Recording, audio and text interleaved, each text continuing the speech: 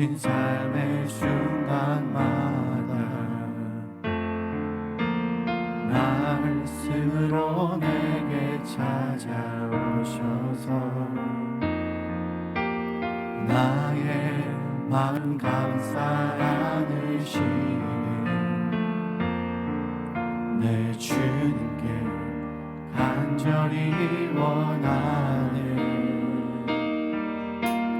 흔들리는 삶의 순간마다 말씀으로 내게 찾아오셔서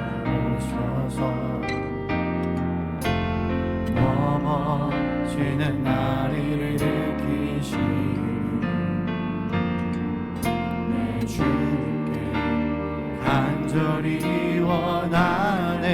나의 모든 생각과 나의 모든 것들여 내 주님께 나가길 원하네. 그때 나의 삶은 변하고 온전케 되리. 주만 바라봅니다. 세상 모든 유혹과 나의 짐 내려놓고 내 주님께 나가길 원하네. 그때 나의 삶은 변하고 온전케 되리. 주는 사랑이십니다.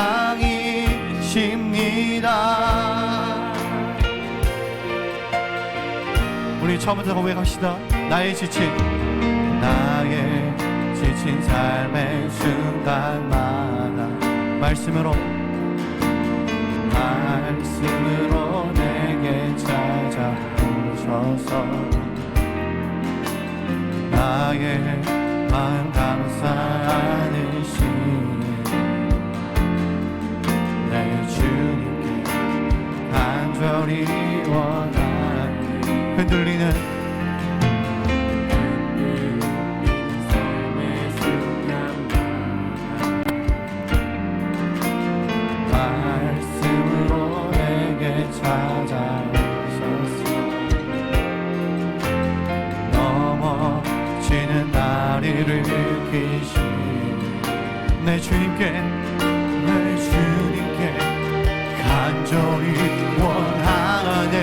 나의 모든 생각과 나의 모든 것들여 내 주님께 나가길 원하네. 그때 나의 삶은 변하고 온전케 되리. 주만 바라봅니다.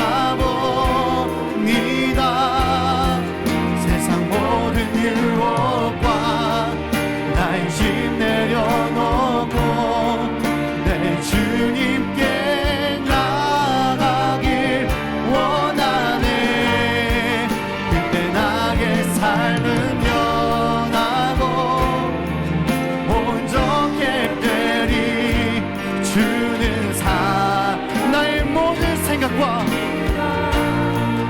나의 모든 생각과 나의 모든 것들 나의 주님께 나가길 원하네. 변하고 온전케 되리. 주만 바라봅니다. 세상 모든 유혹과 나의 짐 내려놓고 내 주님께 나가길 원하네.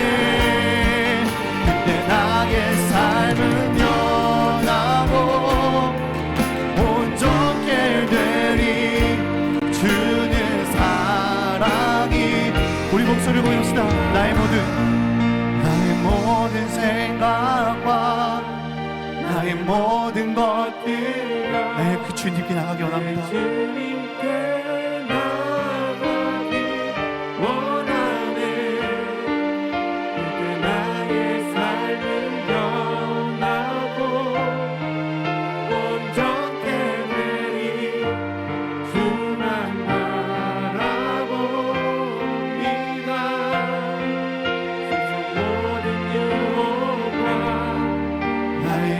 내려놓고 내 주님께 나아가길 원하네. 아멘.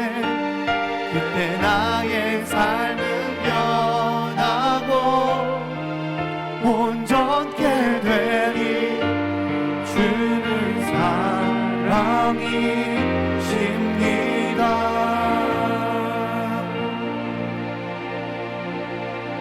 오늘도 그 사랑과 그 은혜 가운데에 우리들이 나아갑니다. 주님 다시 오실 때까지 나는 이 길을 가리라. 좁은 길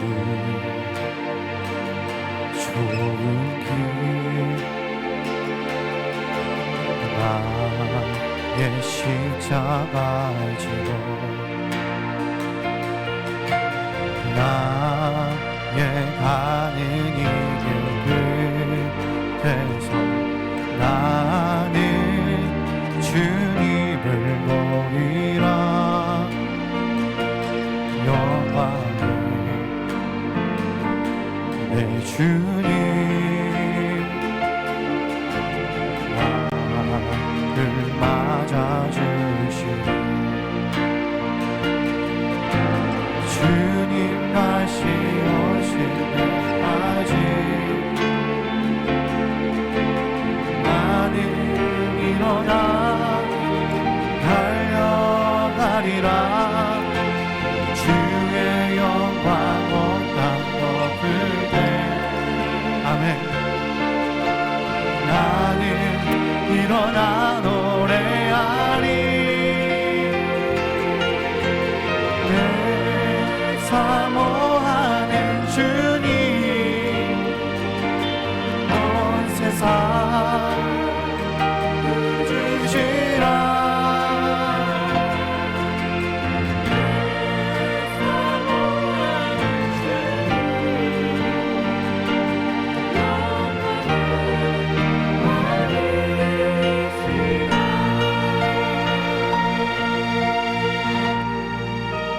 여러분도 오늘 우리는 이 길을 갑니다.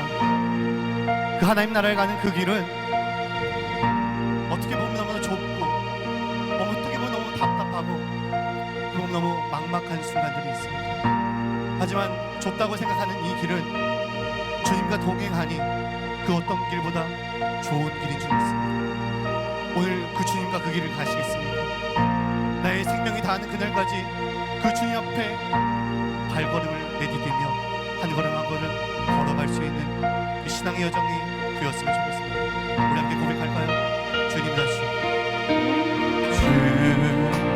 다시 오실 때까지 나는 이 길을 가리라. 좁은 길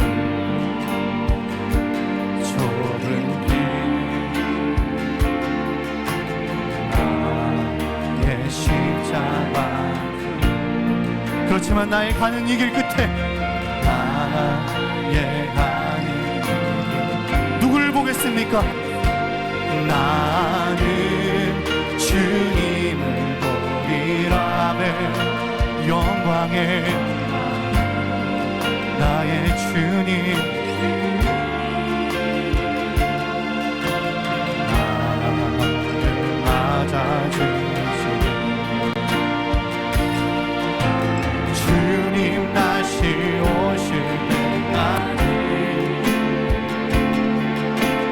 나는 일어나 달려가리라.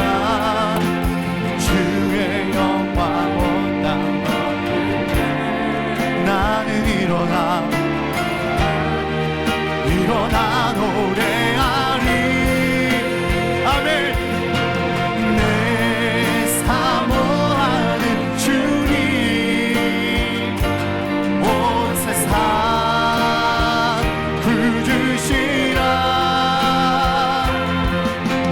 내 사모하는 주님 영광의 왕이시라. 주님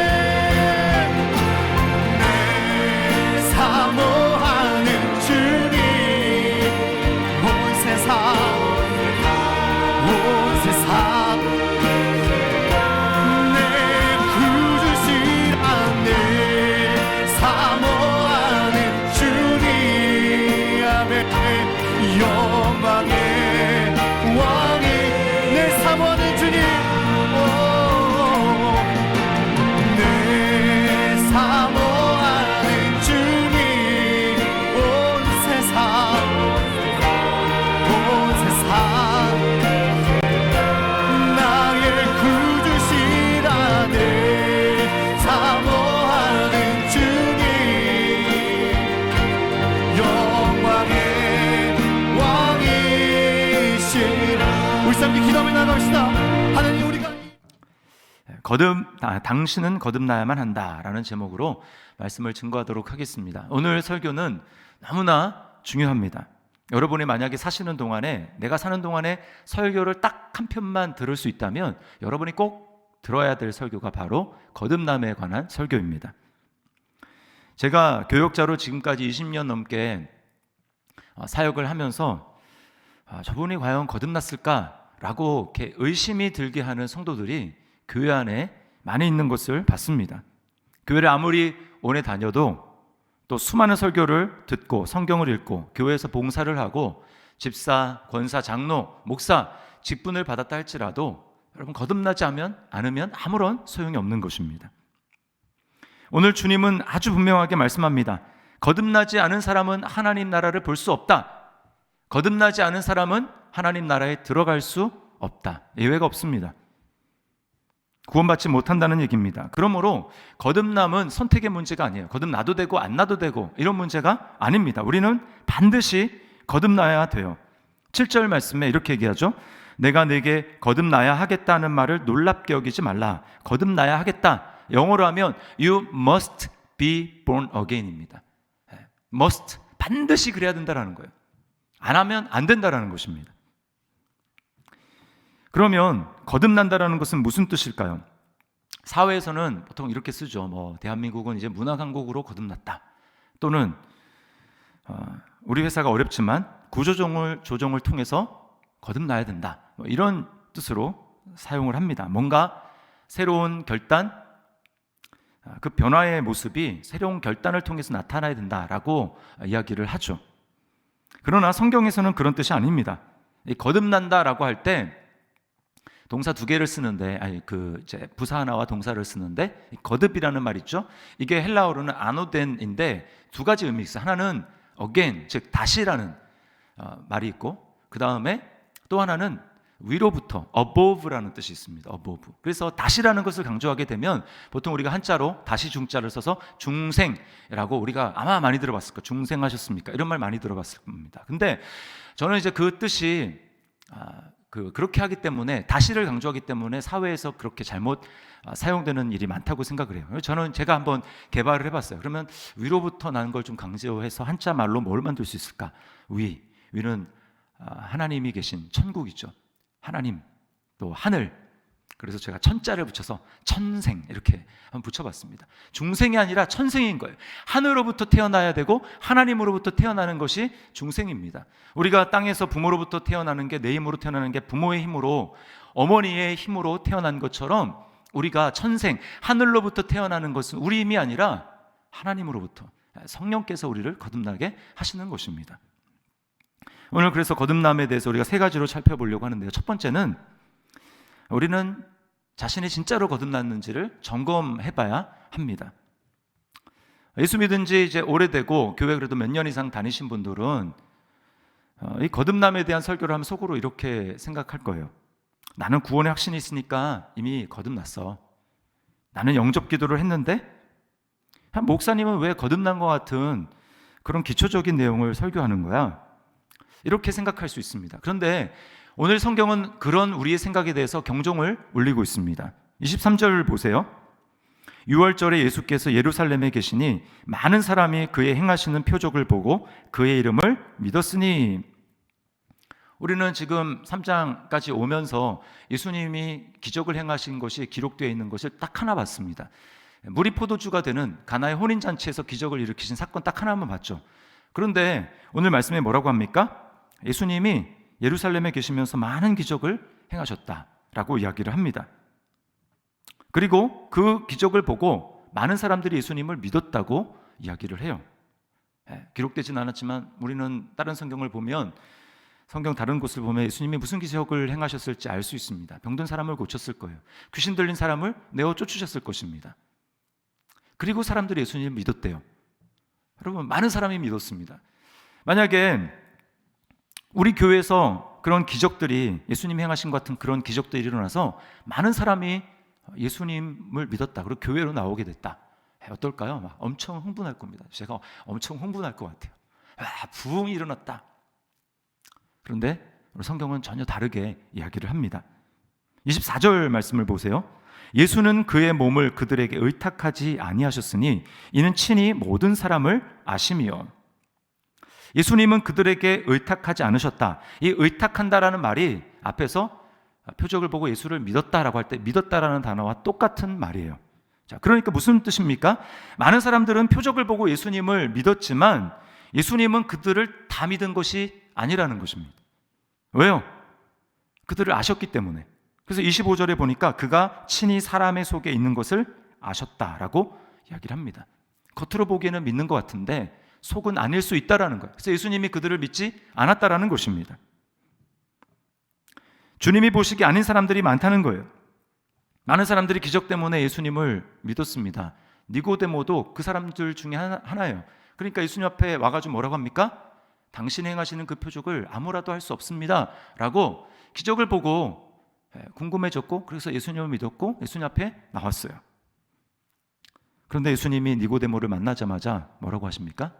너는 반드시 거듭나야 된다. 자기는 믿었다고 생각했는데 예수님은 거듭나야 된다고 얘기를 하는 거예요. 아닐 수 있다라는 것입니다. 여러분, 정말 믿었다면, 거듭났다면 그 결과, 어떤 결과가 나타나야 합니까?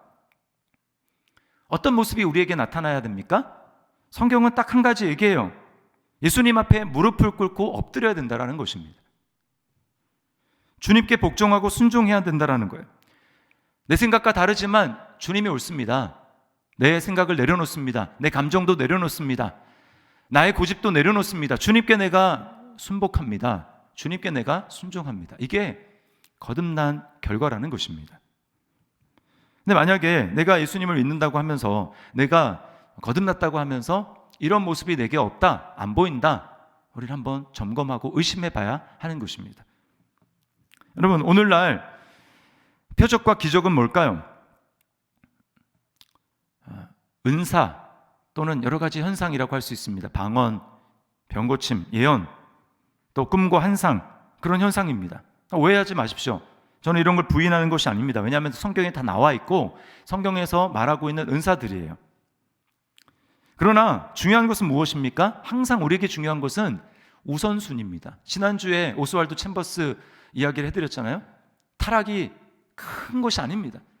주님이 우리의 최선인데 최선과 차선이 바꿔지면 그게 바로 타락이라는 거예요. 여기서도 동일하게 적용이 됩니다. 기적을 더 중요하게 생각하고 은사나 어떤 현상, 나타나는 표적, 그런 것을 예수님보다 더 중요하게 생각하면 이건 매우 미묘하기 때문에 우리가 정말 정신을 차리고 잘 우리를 감찰하지 않으면 알 수 없어요.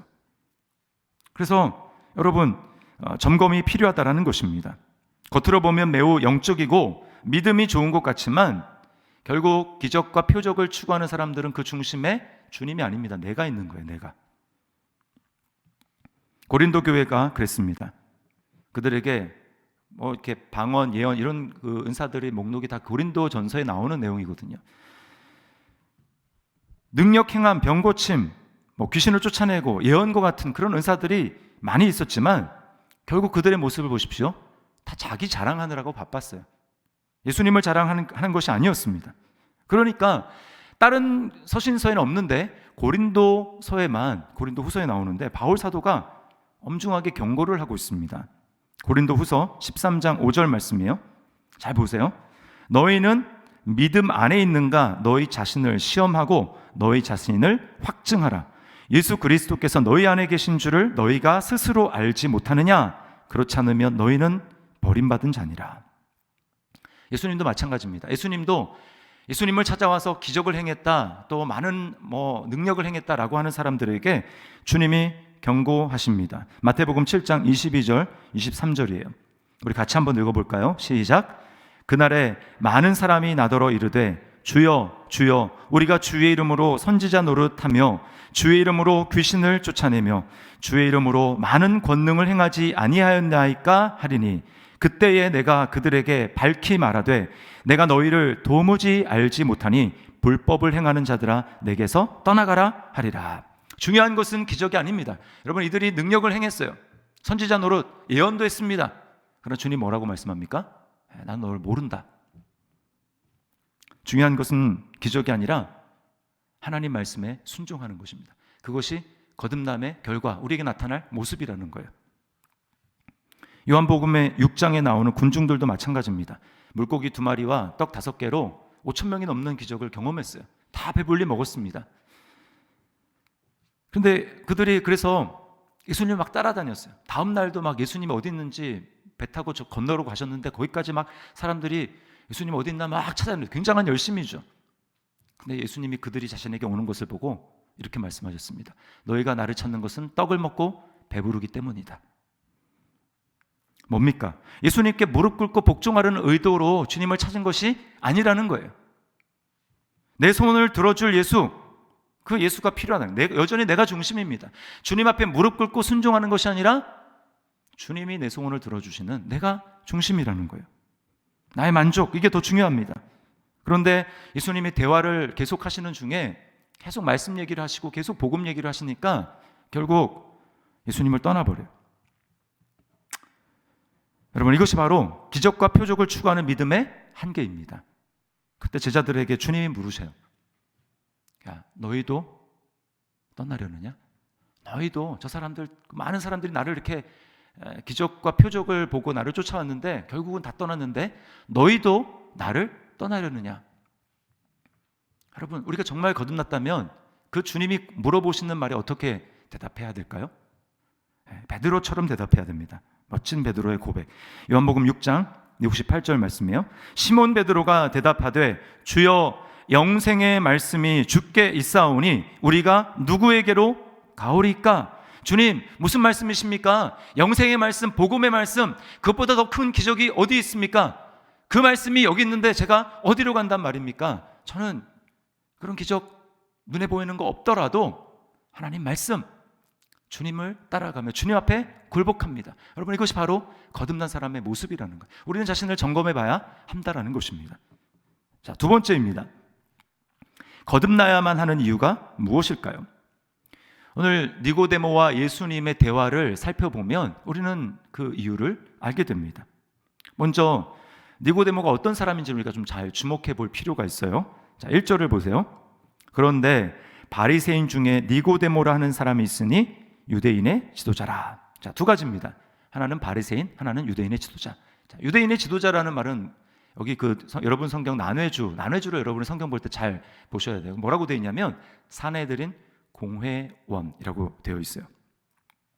사내들인 공회는 유대인의 최고의 의결 기구입니다. 우리나라 지금 따지면 3권을 다 이렇게 통제하고 있는 거예요. 입법, 행정, 사법. 그러니까 오늘날 우리에게 얘기하면 국회의원, 그리고 판사, 그리고 높은 장관, 이런 사람들입니다. 이런 사람입니다. 이 사람들이 사내들인 공회 회원이거든요. 아무나 될 수도 없어요. 율법, 즉 성경에 대해서 해박한 지식이 있어야 했습니다.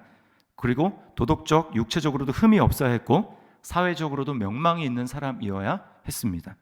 게다가 오늘 뭐라고 하면 바리새인, 종교적인 열심이 얼마나 대단한지 몰라요. 바리새인들, 우리는 바리새인에 대해서 굉장히 선입관을 가지고 있는데 성경은 그들이 엄청난 열심이 있는 사람이라고 말합니다. 일주일에 2번씩 이틀 금식을 했어요. 11조 아무리 사소한 거라도 다 11조를 철저하게 했습니다. 여러분, 근데 그러니까 그런 그 니고데모입니다. 그러니까 지금으로 얘기하면 거의 완벽에 가까운 사람이에요. 돈이 있고 권력이 있고 명예도 있고 도덕적으로도 흠잡을 데가 별로 없고 그리고 종교적인 열심도 있는 사람이에요. 여러분 주변에 이런 사람 있습니까?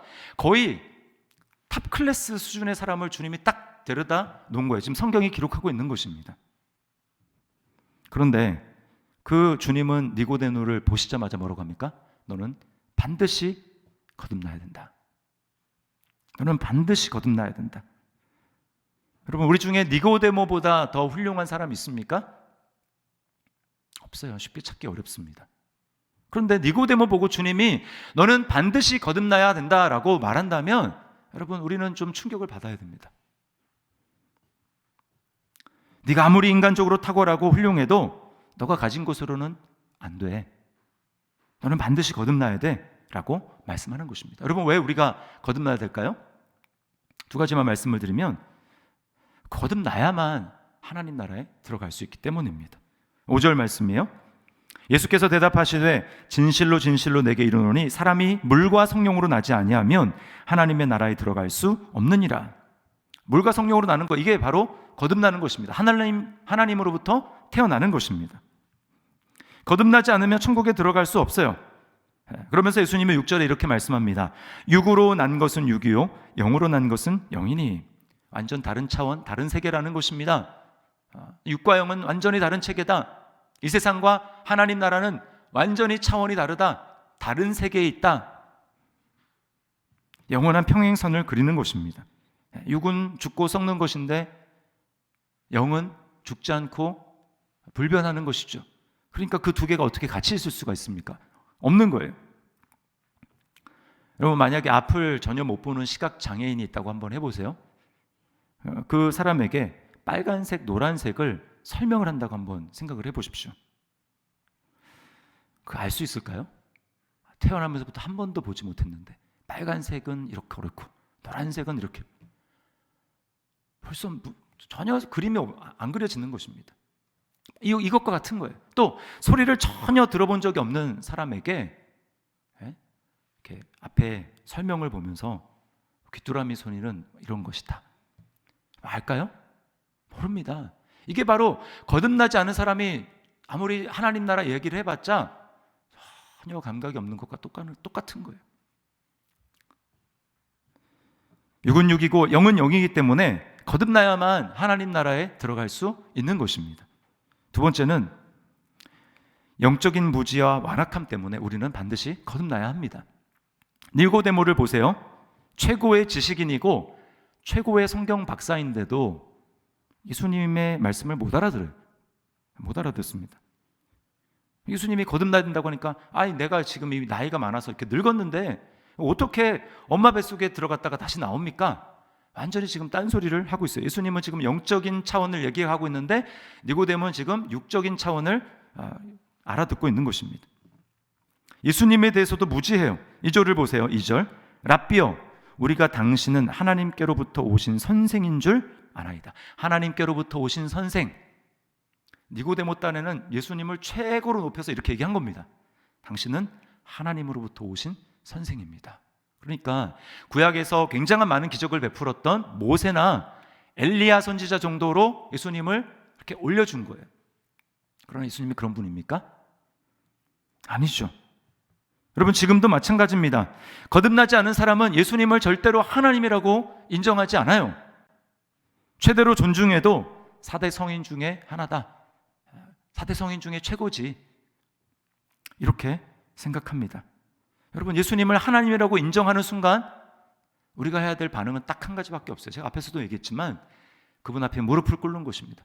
그분 앞에 엎드려서 절하며 저는 당신에게 복종하겠습니다. 이것이 우리의 반응이어야 해요. 그런데 그런 일은 거듭나지 않은 인간의 지성으로는 절대로 알 수가 없는 것입니다. 왜요? 영적인 빛은 하나님이신데 인간은 그 영적인 빛인 하나님을 떠나 있기 때문에 캄캄한 것입니다. 캄캄해. 오늘 니고데모가 밤에 예수님을 찾아왔다고 하지 않습니까? 그게 바로 니고데모의 시간적인 밤도 되지만 니고데모의 영적인 상태를 보여주는 것입니다. 하나님을 떠나 있기 때문에 캄캄한 거예요. 그러니까 예수님이 누군지도 알지 못하고, 예수님이 누군지 알지 못하니까 자기가 어떤 존재인지, 얼마나 죄인인지, 얼마나 무지한 존재인지를 알지 못하는 것입니다. 여러분, 예수님을 모르는 사람, 영적으로 무지한 사람은 자신도 몰라요. 예수님도 모르고. 그래서 전도를 하면 사람들이 뭐라고 합니까? 하나님이 어디 있어? 예수님이 죽었다고 살았다고? 무슨 말도 안 되는 소리를 하냐고. 네가 봤어? 나보고 죄인이라고? 웃기는 소리 하네. 나만큼만 선하게 살라고 해. 여러분, 이렇게 이야기합니다. 이게 지금 뭘 보여주는 거예요? 영적인 무지입니다. 하나님이 어떤 분이신지, 예수님이 어떤 분이신지 모르고, 그렇기 때문에 자기도 모르는 거예요. 영적으로 무지합니다. 죄 때문에 캄캄하고, 그리고 마음이 돌과 같이 딱딱하게 굳어져서 하나님에 대해서 적대감을 가지고 있어요. 그래서 여러분, 이렇게 할 말이 없게 논쟁에서 막 이기잖아요, 전도를 할 때. 그래서 이렇게 논리적으로 설득이 되고, 그래서 결국 할 말이 없더라도 어떤 반응을 보입니까? 안 믿어요. 기분 나빠요. 하나님이 싫은 거예요. 하나님을 적대하는 것입니다. 그게 바로 마음이 돌과 같이 굳어져 있기 때문에 인정해도 안 하는 것입니다. 그게 바로 성경이 말하는 우리가 영적으로 죽어있다. 우리의 마음이 딱딱하게 굳어져서 영적인 것을 감각할 수 없고 하나님으로부터 떠나 있어서 죽어있다라는 것을 그렇게 말하는 것입니다. 이게 바로 영적으로 죽어있는 상태예요. 에베소서 4장 18절 말씀입니다. 세 번역으로 읽어드릴게요. 그들은 자기들 속에 있는 무지와 자기들의 마음의 완고함, 딱딱하게 굳은 것입니다. 돌같이 딱딱하게 때문에 지각이 어두워지고 하나님의 생명에서 떠나 있습니다. 저희 장모님이 51의 나이에 예수님을 믿었습니다. 진짜 인격적으로 믿었어요. 보통 우리가 이럴 때 거듭난다고 얘기하죠. 교회는 그 전부터 다녔어요. 장인어른이 뜻하지 않게 실직을 하게 되셔서 50대의 나이에, 그다음 옛날에는 이제 저희 지금 이제 거의 90세 가까이 되셨으니까 그때는 평생 직장 이런 개념이었잖아요. 근데 뜻하지 않게 실직을 하게 되셨고, 그러니까 집에서 이제 맨날 술 드시고 그리고 술 취해 있는 모습으로 있는 것입니다. 시리에 빠져가지고. 그리고 장모님이 매일 보고 있자니까 막 가슴이 터지고 남편이 보기가 싫고 너무 밉고, 그래서 갑방을 오랫동안 쓰셨다고 합니다. 그런데 어느 날 아는 권사님으로부터 전화를 받았어요. 자기 집으로 좀 오래요. 몇 번 이렇게 간곡하게 부탁해가지고 그래 내가 소원 들어주지 하면서 그 집에 갔습니다. 그랬더니 거기 몇 분이 모여 계시더래요. 전화했던 권사님이 이제 저희 장모님의 근황을 쭉 들으시더니 이렇게 말을 하시는 겁니다. 바깥 양반 탓할 거 없네, 다 형님 죄네, 이렇게 이야기를 했어요. 그랬더니 저희 장모님이 발끈하면서 내가 뭘 잘못했냐, 왜 내 잘못이냐, 왜 내가 죄인이냐 라고 그렇게 항변을 하면서 이렇게 대드셨습니다. 교회는 다니셨지만 거듭나지 않으니까 자신의 모습을 제대로 보지 못하고 자신 마음이 얼마나 굳어져 있고 죄인인지를 알지 못하는 것입니다.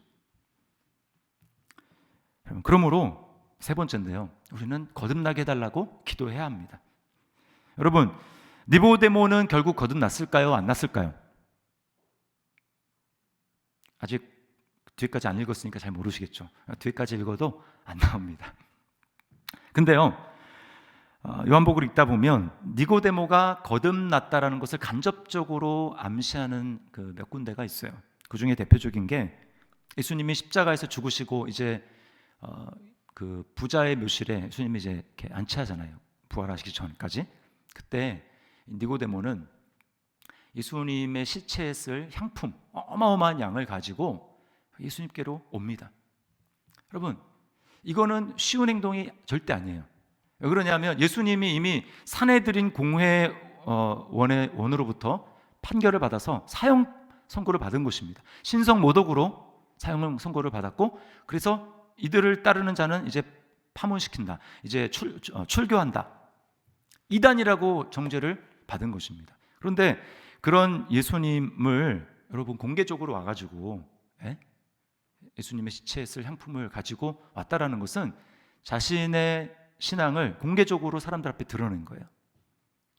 예수님을 인정한 것입니다. 거듭난 것이죠. 어떻게 거듭났습니까? 결론을 딱 따지면 니고데모가 예수님을 찾아왔기 때문이에요. 밤이지만 예수님을 찾아왔기 때문에 예수님은 니고데모의 마음을 읽으셨습니다. 비록 사람들이 보기에는 완벽한 모습으로 율법을 지키고 그렇게 나름 애를 쓰고 있지만 그 마음 가운데 왠지 허전하고 채워지지 않는 그 모습, 그게 있어서 예수님이 기적을 행하실 때 내 마음에 이런 마음을 좀 누가 해결해 줄 수 있을까? 저분이라면 해결해 주실 수 있지 않을까? 라고 하는 그 갈급한 마음을 가지고, 희망을 가지고 예수님을 찾아온 거예요. 예수님이 니고데모의 마음을 읽으시고 니고데모가 거듭날 수 있도록 하신 것입니다. 니고데모가 예수님을 찾은 것처럼 그럼 우리도 예수님께 기도해야 합니다. 주님, 제가 거듭나게 해주십시오. 저의 영적인 상태를 보게 해주십시오. 제 영혼이 죽어있음을 제가 깨닫게 해주시고 예수님이 어떤 분이신지 제가 알게 도와주십시오. 여러분, 그러면 주님이 반드시 도와주세요. 왜요? 사람이 거듭나는 것보다 하나님을 기쁘시게 하는 일이 없기 때문이고 주님이 바로 이 일을 위해서 오셨기 때문입니다. 인간적으로 보면 예수님은 니고데모를 아마 이렇게 거절하고 싶었을 거예요. 왜요? 밤이잖아요. 예수님이 놉니까? 하루 종일 얼마나 많은 사역을 합니까? 사람들을 만납니까? 힘을 쓰십니까? 밤이면 쉬어야죠. 근데 밤에 찾아왔어요. 더군다나 니고데모 어떤 사람입니까? 예수님이 화 있을진저라고 얘기했던 그 바리새인이에요. 결국은 예수님을 정죄해서 빠뜨린, 예수님과 적대 관계에 있는 사내들인 공회원입니다. 예수님이 그걸 다 아시죠. 그럼에도 니고데모를 맞아주셨어요. 여러분, 뭘 보여줍니까? 주님의 은혜와 사랑. 자기를 찾고 영적인 도움을 구하기 위해서 주님을 찾는 사람을 주님은 거절하지 않으시는 거예요. 주님이 그만큼 사랑이 많으시고 은혜로우신 분이라는 것입니다.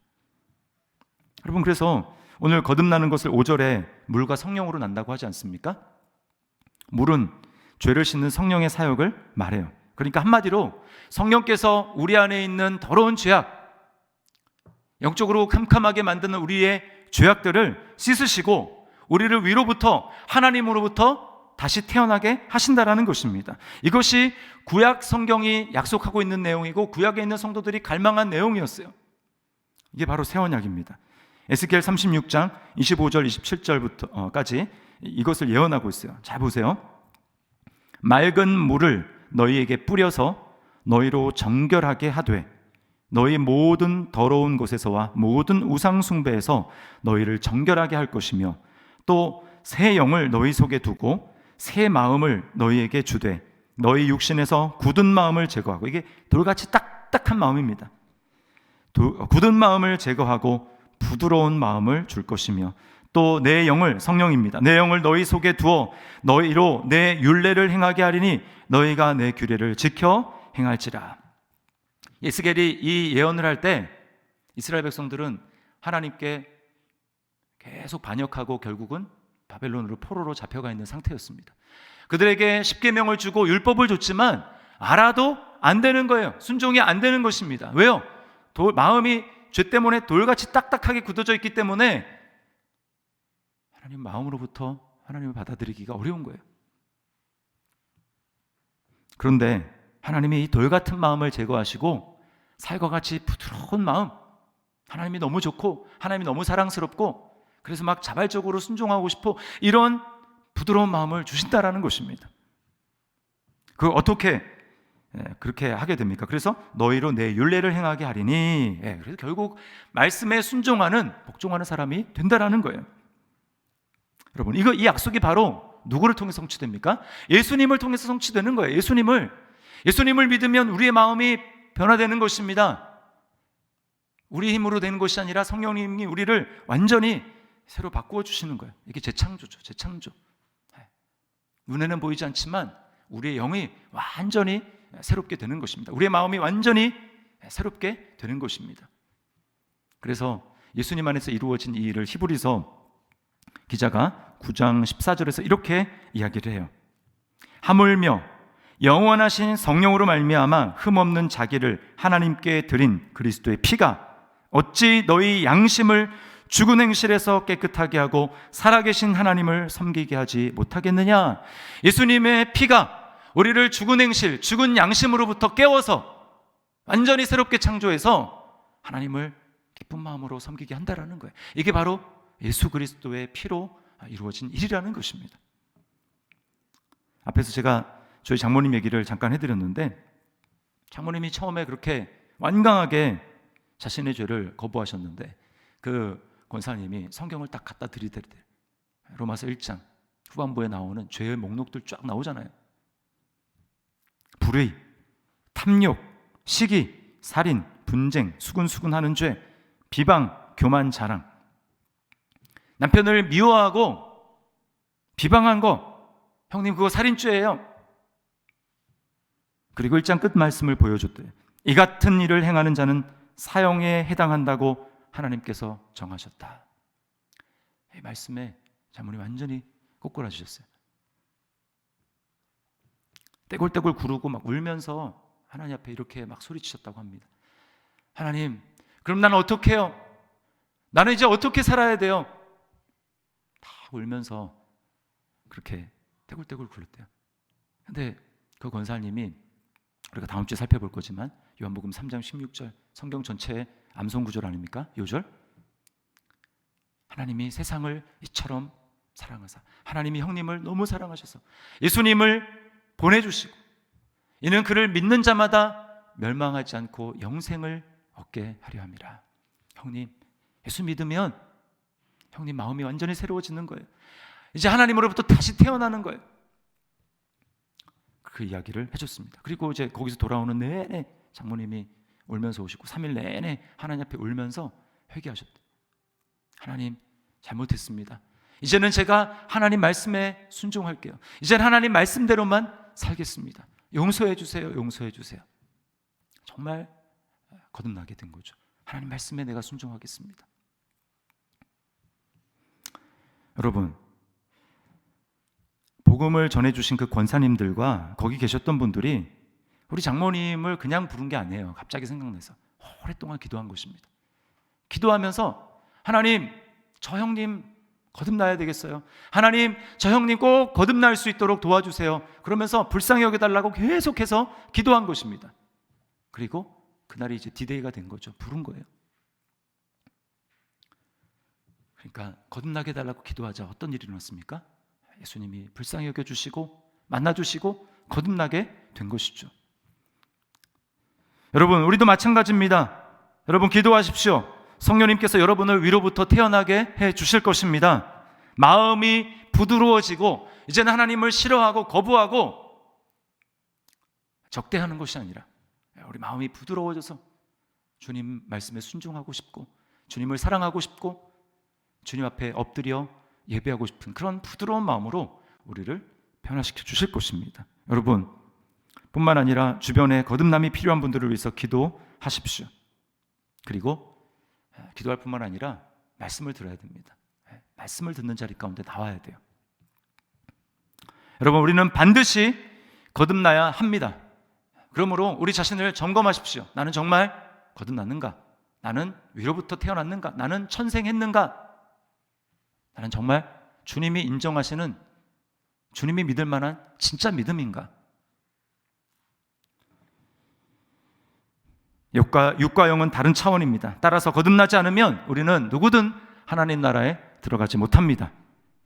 우리는 죄 가운데 있어서 영적으로 캄캄하고 그리고 우리 마음은 돌처럼 딱딱하게 굳어서 하나님 앞에 순종할 수 없어요.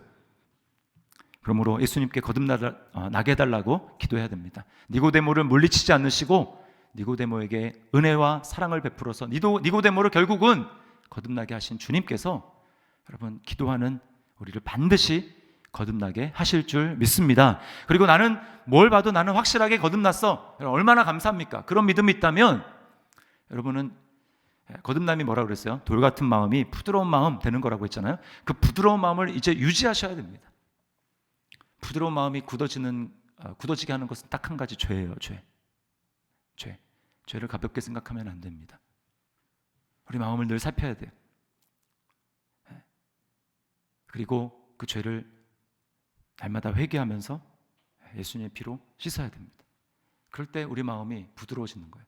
우리 마음이 부드러워지는 것입니다. 매일매일 해야 돼. 순간순간 해야 됩니다. 그래야 우리 마음이 처음 믿었을 때처럼 주님이 감격스러운 거예요. 주님의 은혜가 너무 감사해서 눈물이 나는 것입니다. 만약에 그러지 못한다면 여러분, 지금 마음이 굳어져 있는 거예요. 거듭났지만 그럴 수 있습니다. 마지막에 히브리서 3장 12절 13절 말씀 읽고 마치겠습니다. 히브리서 3장 12절 13절 잘 들어보세요. 형제들아, 너희는 삼가 혹 너희 중에 누가 믿지 아니하는 악한 마음을 품고 살아계신 하나님에게서 떨어질까 조심할 것이요, 오직 오늘이라 일컫는 동안에 매일 피차 권면하여 너희 중에 누구든지 죄의 유혹으로 완고하게 되지 않도록 하라. 완고하게 되지 않도록. 이게 무엇입니까? 돌처럼 딱딱한 마음이 굳어지지 않도록, 이런 말이에요. 죄의 유혹으로 완고하게 되지 않도록 하라. 거듭났어. 나는 막 거듭났어. 아무 상관없어. 나는 이제 나는 안전빵이야. 성경은 절대 그렇게 얘기하지 않습니다. 하나님 거듭나서 그래서 말씀에 날마다 무릎 꿇고 있습니까? 그것이 거듭난 최종 목표예요. 그러므로 주님이 나를 위해서 돌같은 마음을 부드러운 마음으로 거듭나게 하셨다면 이제 날마다 그 마음을 유지해야 됩니다. 날마다 은혜로. 그래서 주님 십자가 생각하면 처음 예수님 믿었을 때 눈물을 났다면 여러분 우리가 그런 상태가 돼야 돼요. 다른 거 없어도 그것 때문에 기뻐하고 그것 때문에 감사하고 그런 부드러운 마음. 오늘 찬양할 텐데요, 2가지입니다. 여러분 가운데 나는 목사님 설교 들어보니까 좀 아닌 것 같아, 좀 의심스러워 라고 하는 분이 있다면 여러분 거듭나게 해달라고 기도하십시오. 거듭나게 해달라고. 또 나는 분명히 거듭났지만 어느 순간부터 내 마음은 굳어졌어. 무감각해. 은혜에 대해서 무감각해.